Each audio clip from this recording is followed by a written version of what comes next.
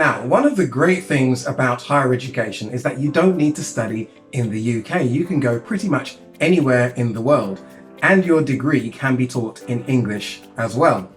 So what are the advantages of studying abroad? Well, first of all, it will enable you to broaden your horizons and experience a different culture. If you've always wanted to travel, why not combine travel with study? Also, maybe the degree that you want to do is offered at the best university, which is in a different country. So it enables you to have that flexibility of going to the best university in another country for the subject that you're interested in. Maybe you just want to develop and learn a new language or develop your current language skills. And what better opportunity to do it than to go to the country where you can speak that language and practice using that language all of the time. Then there's employability reasons as well. Imagine on your CV you can say that you studied in Germany, Holland, wherever it might be. It will really make an employer sit up and take notice. So if you really want to stand out, studying abroad can help you to do that. And it will also make you sound really impressive at parties as well.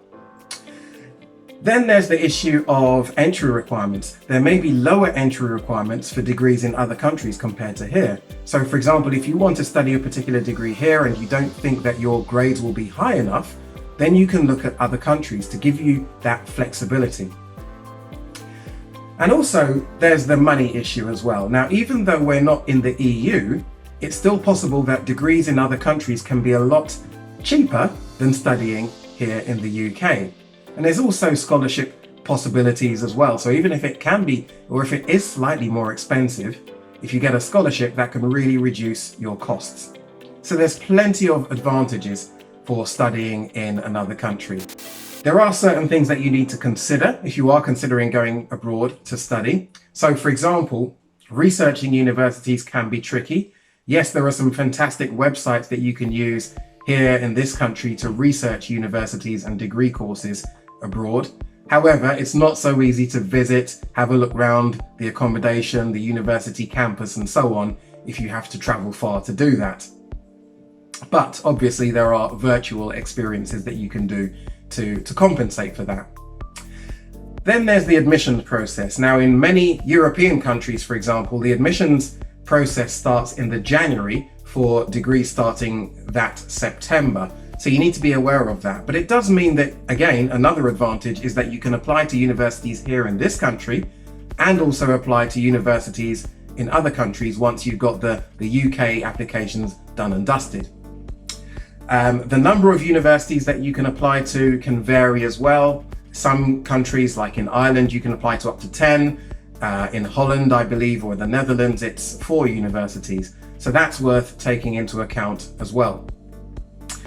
In terms of how you apply, this can vary from country to country and also within countries from university to university. So the best advice would be to contact the university that you're interested in going to find out the admissions process, because you don't want to get that wrong. Some countries have a central application system like we do here with UCAS. Other countries you apply directly to the universities. So again, there's some variables there that you do need to be aware of. The information required in your application form is pretty similar, although the emphasis and what they might consider being important can vary. So some universities will look at the subjects that you've done, some will focus on the grades, some will look at the personal statement that you've done. So again, that can vary, and that's worth being aware of as well. The time when you're actually made an offer can vary. It might be 6 weeks before the university degree actually starts.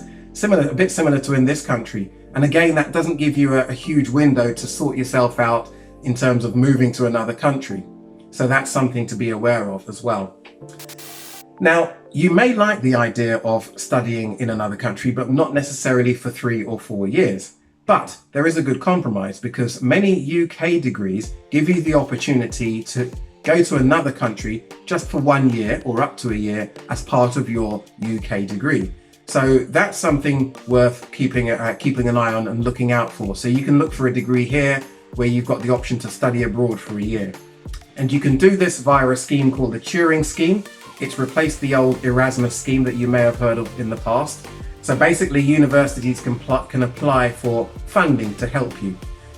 In terms of the finance, you apply through student finance like you would do for any year of a degree here.